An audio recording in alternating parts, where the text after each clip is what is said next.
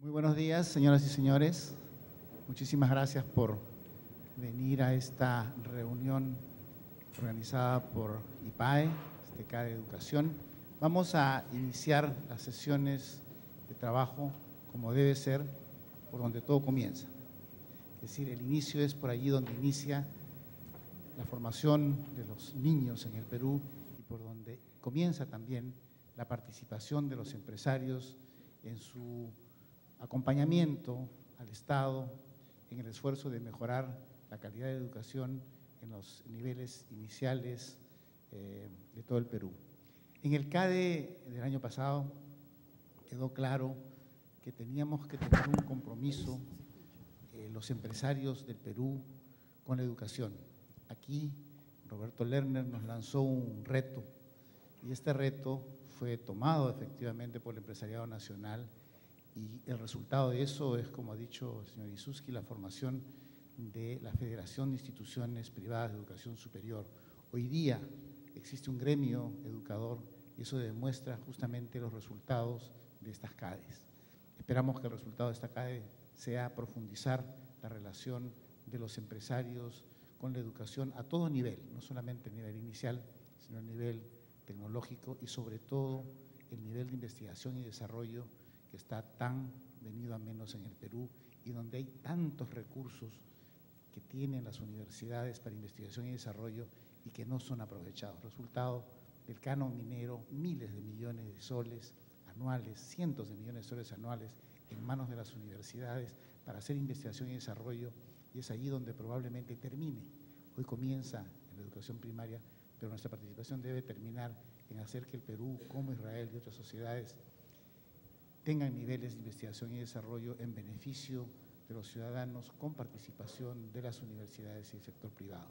Pero esta sesión es para iniciar y vamos aquí a ver cómo participan en otras latitudes el empresariado en acompañar la educación inicial. En primer término tendremos la participación de la señora Emiliana Vargas, representante del Banco Mundial. Ella es economista, experta en educación del Departamento de Desarrollo Humano del Banco Mundial para América Latina.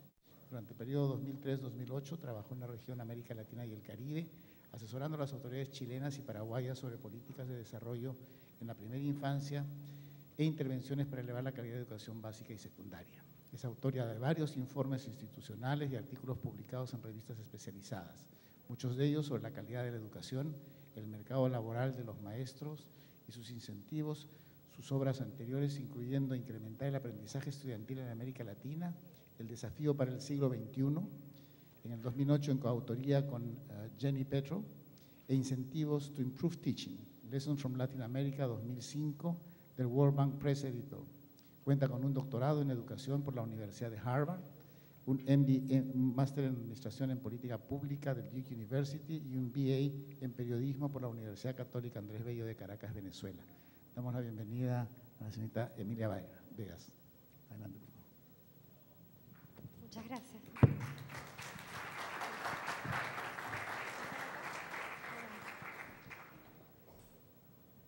Muchísimas gracias por la invitación. Es un gusto realmente estar aquí y poder compartir con ustedes los resultados de esta investigación que va, espero, a ser proyectada, que publicamos en febrero de este año.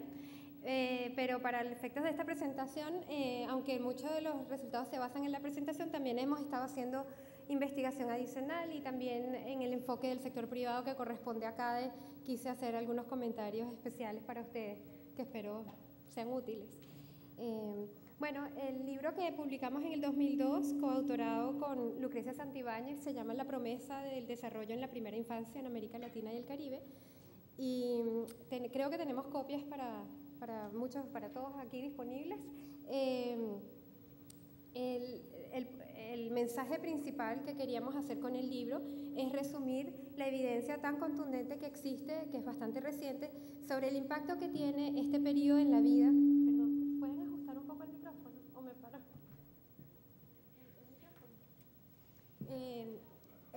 El impacto tan importante que tiene en los primeros 6 años de vida en la vida de un individuo. A ver, ¿cierto? Okay. La presentación está organizada de la siguiente forma. En primer lugar, les voy a hablar un poquito por qué es importante invertir en la primera infancia. Luego, resumir un poco cuál es el estado del desarrollo en la primera infancia en América Latina y el Caribe, que fueron los países que nos enfocamos en el libro. Y obviamente resaltamos un poco el caso específico del Perú. Qué intervenciones afectan al desarrollo en la primera infancia y cómo las afectan. Qué programas y políticas podemos resaltar de la región y de las cuales podemos aprender y tomar ciertas lecciones. Un poco sobre el rol del sector privado en esta etapa y finalmente algunas conclusiones. Bueno, primero, ¿por qué invertir en la primera infancia? La desigualdad de oportunidades empieza antes de nacer y se agudiza en estos primeros 6 años de vida. En el gráfico que les muestro, que proviene de un estudio que se hizo en el Ecuador, donde se examinaron el desarrollo cognitivo de niños de distintos percentiles de ingreso de su familia, desde los más ricos hasta los más pobres, y se fue viendo a lo largo del periodo desde los 36 meses de edad hasta los 72 meses de edad, cómo iban desarrollándose en términos de cognitivamente, de sus capacidades y habilidades. Y lo que vemos es que aunque a los 36 meses estas diferencias eran mínimas, esto es antes de entrar a la escuela, ya la diferencia, la brecha entre niños que provienen de hogares más privilegiados y niños que provienen de hogares pobres es tan enorme que incluso antes de entrar a la escuela, es decir, cuando ya los estamos recibiendo en la educación básica, ya tenemos una desigualdad enorme. La investigación demuestra que lo que sucede en estos primeros 6 años de vida tendrá efectos duraderos. Y en nuestro estudio distinguimos el desarrollo en la primera infancia en 3 factores principales: el desarrollo cognitivo, el desarrollo socioemocional y el bienestar físico y crecimiento del niño o niña. Estos son los factores que más se han estudiado, obviamente, y que son más relevantes, y todos ellos representan el desarrollo en la primera infancia. La investigación ha demostrado que los indicadores de desarrollo cognitivo, desarrollo socioemocional y bienestar físico y crecimiento tienen resultados muy importantes en la trayectoria educativa de los niños y adultos jóvenes, tienen impactos muy importantes en su salud, en la fertilidad, en su ingreso en el mercado laboral y también en la probabilidad de que las personas se involucren en conductas que llamamos de riesgo, como participar en drogas, en crímenes, etc. El contexto claramente tiene un gran impacto en estos desarrollos. Si uno nace en familias pobres, en países pobres, tiene una probabilidad más alta de tener bajos niveles de desarrollo en primera infancia. Pero lo interesante y donde es realmente la evidencia muy fuerte es que las políticas tienen un gran impacto. Las intervenciones en este periodo, tanto de salud, de nutrición, en educación, de alivio de la pobreza, pueden tener un impacto muy grande en subsanar las desigualdades, en estimular que todos los niños logren su mejor potencial. Hay evidencia consistente de los efectos que las intervenciones en el desarrollo en la primera infancia tienen en la vida de las personas en los siguientes campos: en educación, en inserción en el mercado laboral y en los salarios, en la salud, en la fertilidad y en la probabilidad de incurrir en conductas de riesgo. Y el impacto de estas intervenciones, y este es un punto muy importante especialmente para Latinoamérica, es que el impacto es mayor en las poblaciones más vulnerables. Este gráfico, que lo tomamos de Carneiro y Heckman, también demuestra que no solamente que tienen gran impacto, sino que su impacto es mayor que intervenciones después en etapas posteriores de la vida. Entonces, no solamente es una política que genera equidad, que genera igualdad de oportunidades, pero además que económicamente, desde la perspectiva de inversión, es muy eficiente. Por eso a los economistas nos gusta tanto estos resultados, porque nos parece que es rara una política que tanto genere impactos en equidad como en calidad, como también sea económicamente eficiente. ¿Cuál es el estado del desarrollo en la primera infancia en América Latina y el Caribe? Aquí les voy a mostrar un poco de datos que nosotros analizamos provenientes de encuestas de hogares en toda la región. El primer dato es que los índices de pobreza infantil son altos, son más altos que los índices de la pobreza de la población en general. Y por supuesto sabemos que la pobreza afecta al desarrollo en la primera infancia.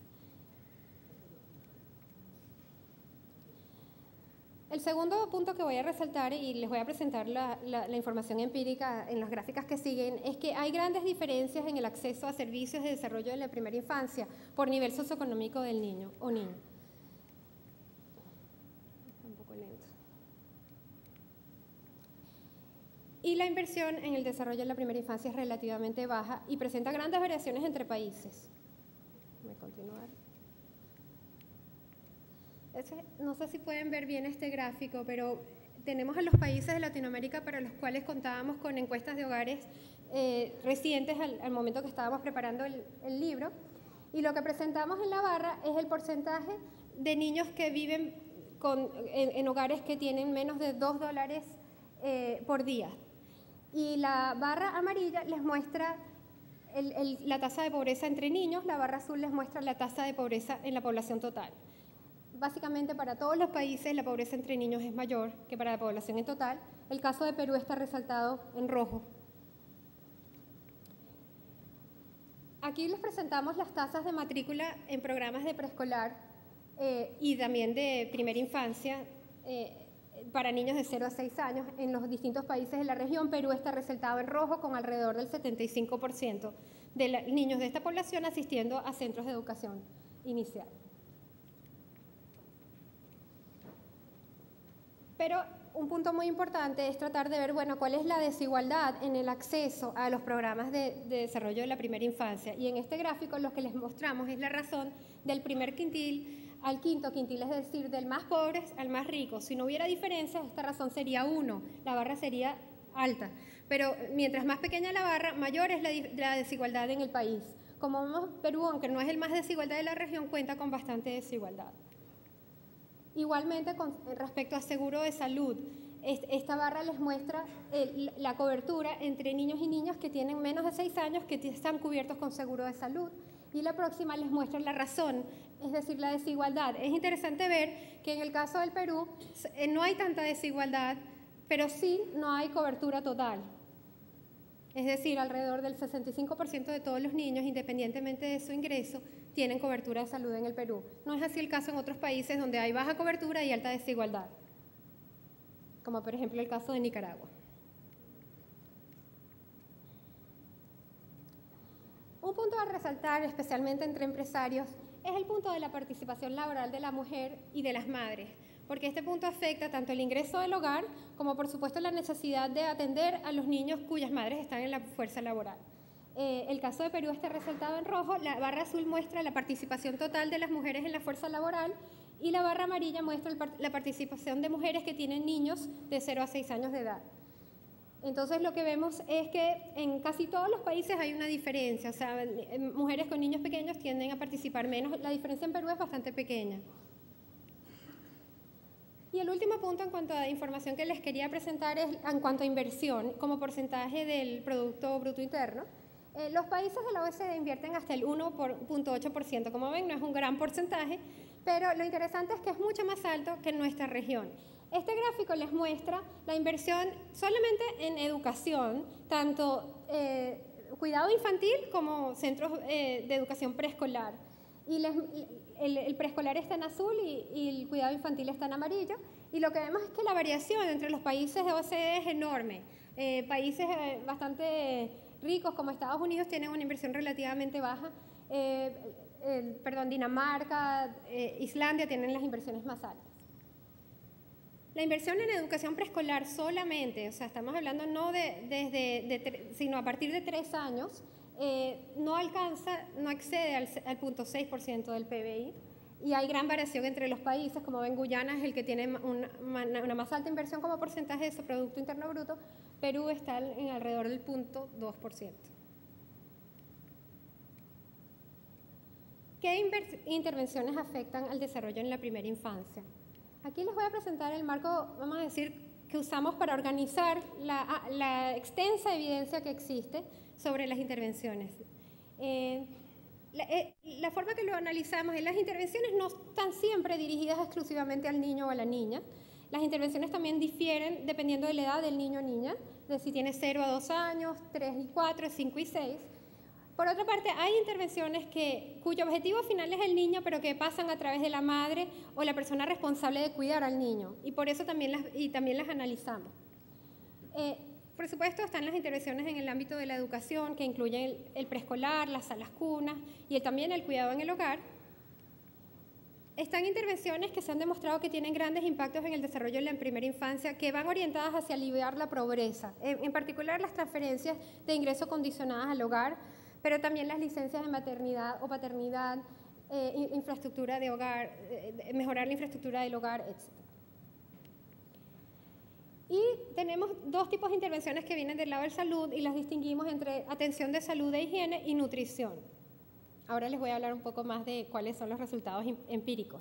Las intervenciones que contienen componentes nutricionales tienen efectos positivos en el crecimiento y el bienestar físico, que se reflejan en el peso, en la talla y la salud en general.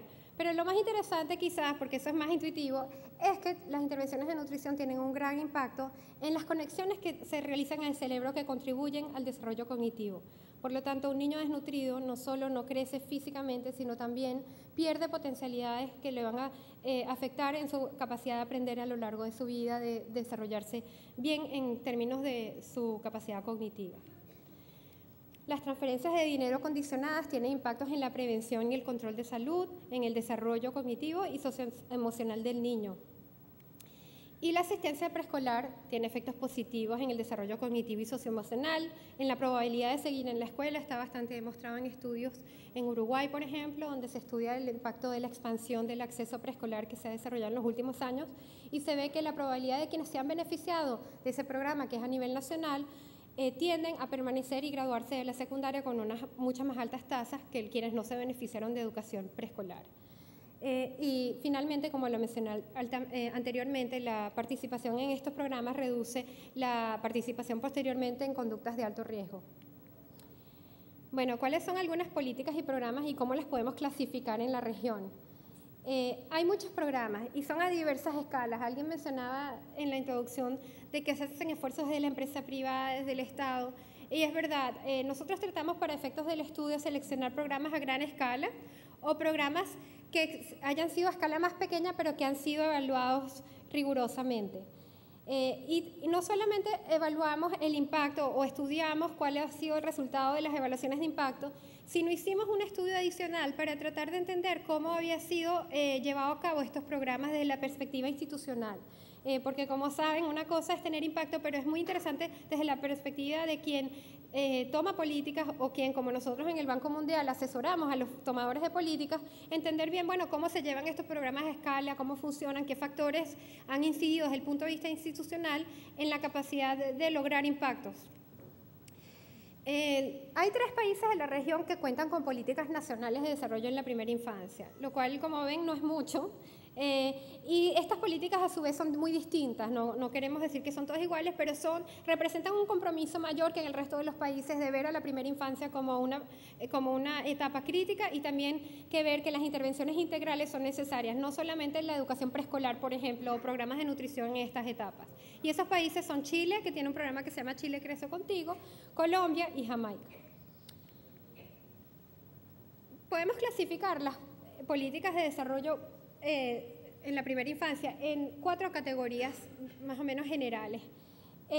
La primera clasificación nosotros la llamamos políticas de carácter sectorial o sectoriales, cuyo objetivo principal es ofrecer un servicio específico, por ejemplo, la educación preescolar, en Perú el vaso de leche, es decir, un programa que está manejado por un sector que es relativamente fácil, puede ser de muy amplia cobertura o de muy pequeña cobertura. No quiero decir fácil de implementar, sino fácil de entender. Luego tenemos lo que llamamos programas de tipo transsectorial, donde el objetivo corresponde todavía al mismo sector, pero se necesita la colaboración con otro sector. Por ejemplo, un programa de alimentación en la escuela. En Chile hay un programa que se llama Alimentación Escolar. Ese programa, el objetivo es mejorar las condiciones de aprendizaje de los niños a través de la nutrición. El programa se efectúa a través de las escuelas, pero se necesita el apoyo de programas de nutrición y de servicios de nutrición. Hay programas que nosotros llamamos multisectoriales, cuyos objetivos es dar a los niños y niñas igualdad de oportunidades para que puedan aprovechar al máximo las potencialidades en esta etapa y que luego influyen en la vida. Es decir, es garantizarles un paquete de programas que tienen componentes de los distintos sectores y que a todos los niños garantizarles que los reciban por igual. Y los distinguimos de programas que nosotros llamamos integrales por la perspectiva y por el objetivo. En los programas integrales, en vez de garantizar que todos los niños reciban una misma, vamos a decir, paquete de servicios, es que todos los niños logren su potencial. Entonces el objetivo es seguir al niño en su desarrollo desde la primera infancia y a lo largo de sus primeros 6 años, y luego ofrecerle servicios que sabemos que todos deben recibir, como por ejemplo los chequeos de salud, la educación preescolar, pero ofrecerle además, en base a su desarrollo específico e individual, servicios individualizados a las necesidades de ese niño o de su familia.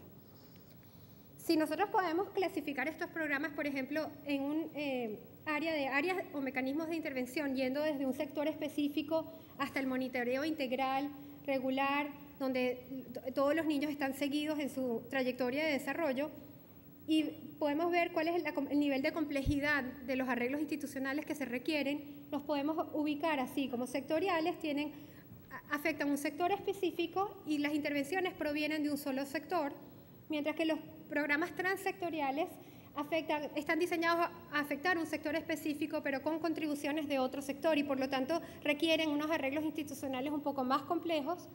Una vez que nos vamos al ámbito de multisectorialidad, la complejidad institucional se aumenta, y el tipo de programa que nosotros llamamos integral requiere una sofisticación, si queremos, un poco mayor en cuanto a los arreglos institucionales, en cuanto a la capacidad de monitorear las trayectorias de desarrollo de cada niño. En Latinoamérica, en los programas que estudiamos, podemos ubicar los programas en estas categorías de esta forma. Vemos que hay pocos integrales y son bastante nuevos y recientes. También pudiéramos, y estamos en ese proceso, tratando de distinguir entre los mismos programas dentro de cada uno de estos tipos, cuáles tienen mayor cobertura, cuáles tienen mayor impacto. O sea, hay diferencias cualitativas en estos programas. No queremos decir que si eres sectorial eres igual a todos los sectoriales, por todo lo contrario. Entonces estamos en el proceso de desarrollar ese tipo de análisis más sofisticado también. Bueno, ¿cuáles son las implicaciones en términos de política? Las políticas integrales ayudan a aumentar el impacto de las inversiones en programas de desarrollo en la primera infancia, pero requieren coordinación multisectorial e interinstitucional. Y esto no es un problema menor. Sabemos que todos trabajamos en nuestros pequeños mundos, el Ministerio de Educación, el Ministerio de Salud, el Ministerio de Protección Social. ¿Cuáles son entonces, por eso, desde nuestro punto de vista, cuáles los componentes básicos de una política integral de desarrollo? Lo primero es identificar un ancla institucional que pueda garantizar la coordinación institucional. Esto no quiere decir que tiene que crearse una nueva institución, puede haber una institución que ya exista, pero preferiblemente es una institución que no lleve directamente los servicios, pero que pueda coordinarlos entre los distintos sectores, que se garantice, por supuesto, el financiamiento adecuado, que se diseñen o fortalezcan los sistemas para monitorear el desarrollo de cada niño, y que se utilice la evidencia, que se capitalice, se aprenda, o sea, se tome en cuenta la evidencia que ya existe para no cometer los mismos errores y para potenciar el impacto. Y garantizar también la coherencia con las políticas relacionadas, como por ejemplo la educación básica que viene ahora, etc. Bueno, rapidito, me quedan pocos minutos, quiero darles un poquito de idea de qué nosotros vemos como el rol del sector privado.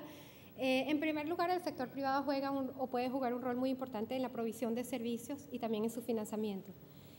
También en facilitar la participación laboral de la mujer a través de flexibilidad de horarios, permiso de maternidad y paternidad, establecimiento de centros de cuidado infantil en la empresa. Y como saben, porque sé que esto en Perú es quizás la forma más común, es a través de responsabilidad social de la empresa, de provisión y financiamiento directo de ciertos centros o de campañas de comunicación para, como decía el presidente de CADE, de IPEA, que es que generar el nivel de urgencia que se necesita para llevar a cabo este tipo de reformas. Podemos distinguir entre las modalidades de provisión y financiamiento de servicios de desarrollo en la primera infancia, entre privado y público, ¿no? Y se puede ver, por ejemplo, financiamiento público con provisión privada, a través de centros privados que reciben, por ejemplo, vouchers o subsidios por alumnos, o por contratos. Si tenemos claros los estándares de calidad, podemos reembolsar a los centros por la asistencia y por la calidad que imparten. Igualmente se puede tener centros totalmente privados o centros totalmente públicos, pero a nosotros nos parece interesante pensar en estas alianzas público-privadas. Finalmente, para concluir y resumir lo que hemos dicho, el desarrollo en la primera infancia tiene importantes consecuencias para las personas y también para las sociedades. Hay demasiada evidencia en países tanto en desarrollo como en vías de desarrollo. En América Latina y el Caribe, especialmente en países como el Perú, es especialmente importante porque contribuye no solamente a reducir las desventajas iniciales, pero también maximizar el potencial de todos los niños y niñas. Sigue habiendo desafíos financieros, de coordinación y culturales para expandir estos programas y se requiere todavía mucha más investigación y utilizar esta investigación para informar la política. El rol del sector privado es muy importante y en los países exitosos es preponderante. Muchísimas gracias.